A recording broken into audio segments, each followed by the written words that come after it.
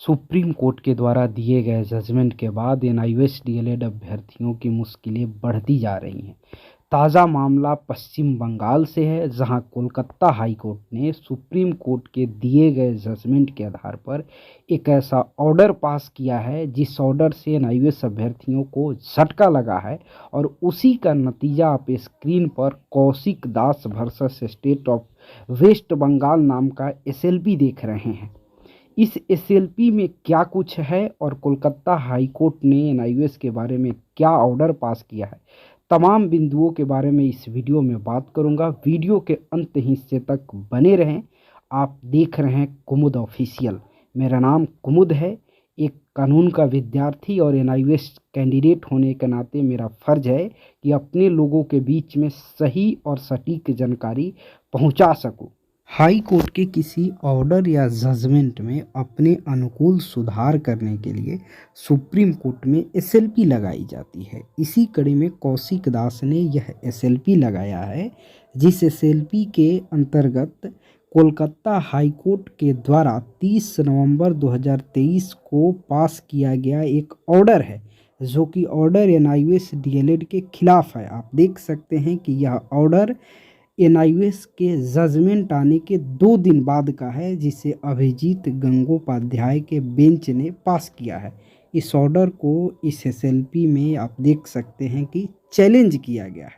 अब हम ये समझने की कोशिश करेंगे आखिर उस ऑर्डर में क्या कुछ है जिसके कारण इस एसएलपी को लगाना पड़ा। MD Shabir SK and others versus state of waste Bengal के केस का ये ऑर्डर है, जो कि एनआईओएस जजमेंट के 2 दिन बाद 30 नवंबर को ये ऑर्डर पास किया गया। इस ऑर्डर में स्पष्ट रूप से लिखा हुआ है कि learned counsel mister Vikas Ranjan Bhattacharya has drawn my attention to one matter decided very recently by the honourable Supreme Court in SLP number Jaivir Singh versus State of Uttarakhand and others, which is required to be taken into consideration by the authority, namely West Bengal of Primary Education। NIOS के विरोधी के द्वारा ये जो application लगाया था, जिनके वकील विकास रंजन भट्टाचार्य जी के द्वारा जज साहब का ध्यान आकर्षित किया गया कि जो 28 को जजमेंट एनआईओएस के खिलाफ पास हुआ, उसको पश्चिम बंगाल प्राइमरी एजुकेशन को कंसीडर करना चाहिए, जिस पर जज साहब का comment, Therefore, I direct the West Bengal Board of Primary Education to take note of the judgment which was delivered on 28th of November 2023 and to come back with the written notes of submission on the next date of hearing।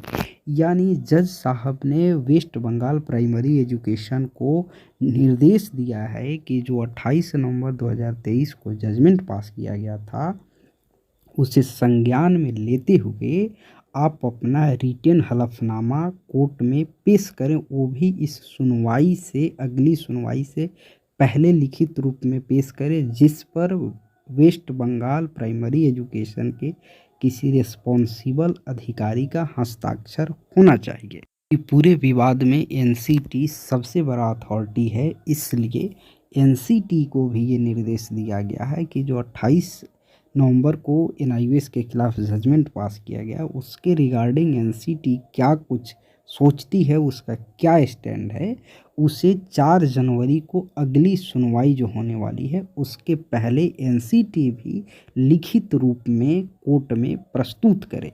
इस case की अगली सुनवाई 4 जनवरी को निर्धारित था, जो कि नहीं हो पाया, अगले 5 जनवरी के डेट में लगाया गया।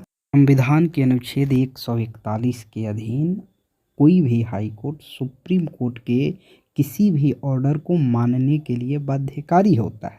इसीलिए कोलकाता हाई कोर्ट ने 28 नवंबर के जजमेंट को मानने के लिए वेस्ट बंगाल प्राइमरी एजुकेशन को संज्ञान लेने के लिए कहा है कि आप इसे कंसीडर करें और आप इसे लिखित रूप में बताएं कि आप क्या सोचते हैं। एनसीटी को भी उसने ये निर्देश दिया है कि आप भी अपना स्टैंड बताएं। तो मेरे समझ से ये जो एसएलपी लगाई है बिल्कुल उचित है, क्योंकि यदि ये एसएलपी नहीं लगाई जाती तो कोलकाता हाई कोर्ट से एनआईओएस को तुरंत अगली सुनवाई में वहाँ से डिसमिस करके हटा दिया जाता, जो एक अलग परेशानी खड़ा हो जाता। मैं समझता हूँ कि इस वीडियो के माध्यम से आपको सही जानकारी पहुँची है। वीडियो को ज़्यादा से ज़्यादा शेयर